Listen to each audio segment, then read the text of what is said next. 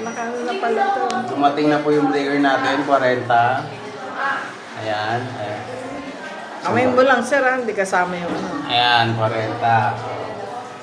Bago ikabit, checkin niyo muna yung ano, kung may short ba sa mga bawat circuit.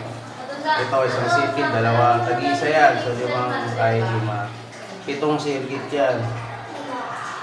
So, checkin niyo muna kung may short.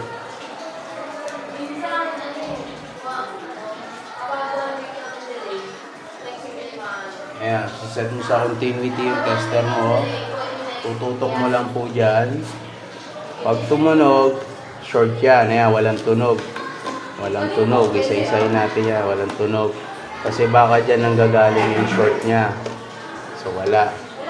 Kanina, nung chinek ko to, may mga tumunog.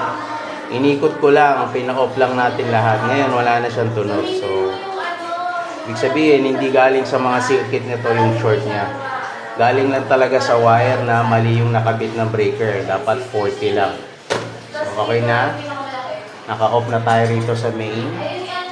Naka-off po yung first floor. So, kakabit lang natin itong dalawang wire na to. Dito. Tag-isa sila. Ayan, dito siya. Kabit na natin. Yes sir.